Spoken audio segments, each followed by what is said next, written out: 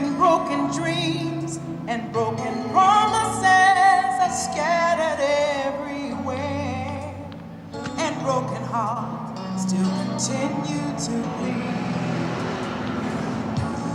I know you're afraid. There is so much Jesus can do. He's waiting for only you.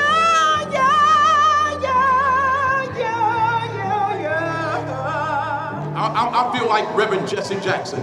Amen. You know, he was saying how to keep hope alive. And this is what it's all about. This is why we're in Inkster. This is why we're in Detroit. I'm a resident here of Inkster, but listen, I'm out to keep hope alive. I want to let Inkster know, regardless of all the problems that's happening in our city, regardless of all the setbacks and the things that's happening, we're here to let them know, to let everyone know you can make it. I don't care what kind of problem you may face. I'm here to let you know, neighbor, don't give up. Don't back when God is backing you up. You don't have to back up on the devil. Listen, God is backing us up. And I'm here to let everyone know that's listening today. My God, everyone is listening. I got some $1.95. Which one do I take this one? Yeah. One. We'll play on our episode. I also want you to promote my position. What have you? You got it. You got it. All right.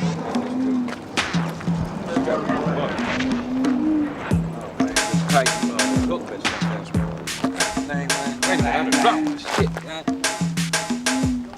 Y'all right? We smoke on the street. Yeah, what's the name? Got a thing over there. All right. Hey, Most everyone on this planet dreams to be fulfilled and happy, enjoying the high of life. But some of us are forced to see it from the bottom of a wine bottle or the end of a crack pipe, because reality is cruel, deadly, and offers no relief with no end in sight.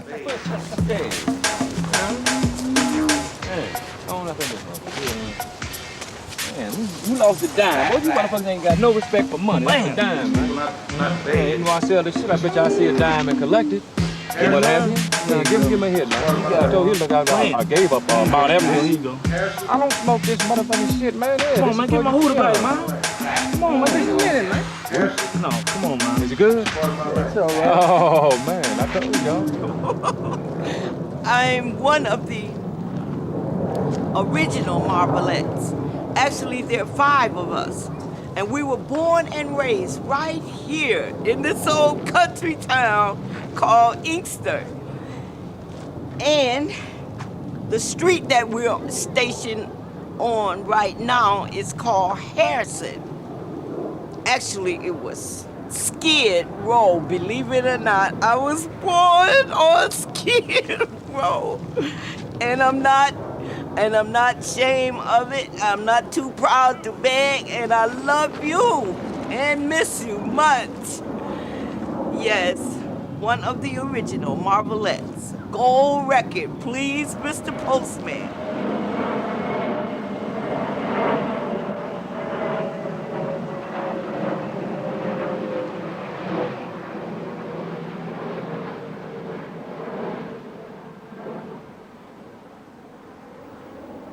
There's much to be learned from those who have come before us, and there's a certain undeniable wisdom that only experience can bring.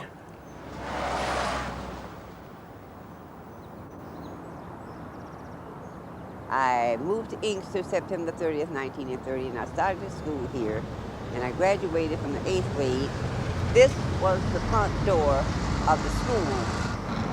We used to walk out the front door here, or even come out the side, or anytime you come down Harrison Avenue, you see the sign across the street saying, "Read, nigga, and run," or "Nigga, you're not one," and they would we would tear the signs down. Later on, they would put them back up early the next morning. And this continued for about 10 years straight before finally they didn't put the signs up anymore. Mr. Massey, when did you first come on Harrison? The last 1941, the first, right after the ride. The first 42 was actually on that. Who was right here in the parking lot where you're standing right there, where you're sitting? Who was right here? A field, and next to it, where the food room was, used to have a restaurant there, Eva's Cooking Down Restaurant. Home cooked, Southern cooked delicious. You spend a lot of time in there? Yes, I was just about every day I was in there for something. It was on a restaurant in this block at the time. And most of the people here were Southerners, said, and they loved Southern cooking, home cooking. And then money wasn't no problem, but everybody was working that would work. You could get a job in 3 plants in one day. You could start at Young Motors, go to Ford, and end up in Chrysler's in one day. That's how bad they needed workers.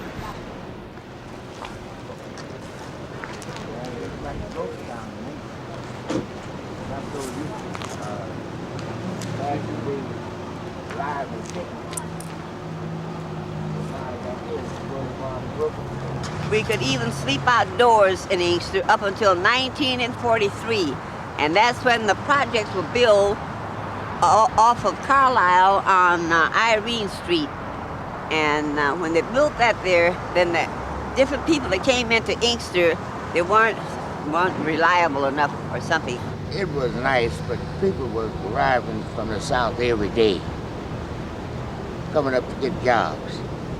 And except for the old timers, you didn't know the younger ones because they were coming every day by busload and train load from the hinterland.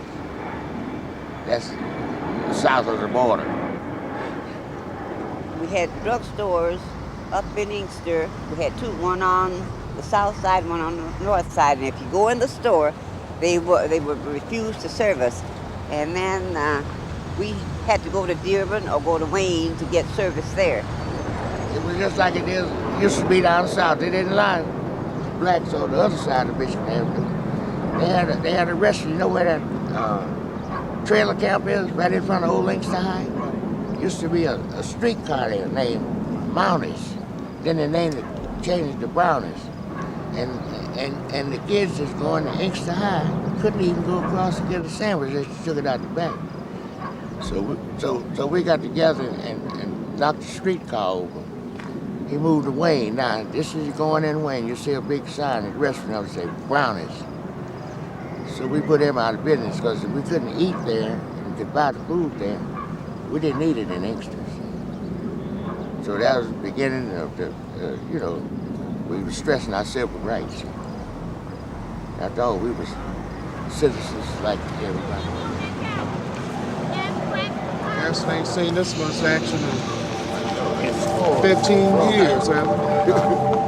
It's a ghost town now, that's for sure. This was the housing projects that were built in 1943 during the war area, right? It was temporary housing for people that didn't have any housing. You know, it was a lack of housing in this area. So it was supposed to be only last for about 4 or 5 years. But I guess, I don't know what happened, but initially it was started by the federal government. It was a federal housing project. But then after a period of time, the city took over.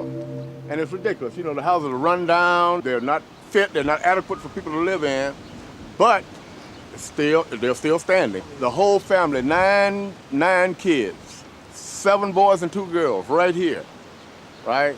My mother and father passed my mother passed 4 years ago, my father passed 3 years ago. And me and my brother stayed in this house for maybe 2 years after that, right? And after a while, I don't know, the city came through, they just took it, they boarded it up because the taxes weren't able to be paid on the houses here, right? Yep. Is that what happened? Yeah, that's what happened. Yeah. Yep. Mm-hmm. You have anything to add about that, man? No, that's Yeah. I guess you just about summed it up. Right. You know? Mm-hmm. So essentially right now, you would say, where you living at? I'm homeless now, right? I don't have anywhere to stay, right?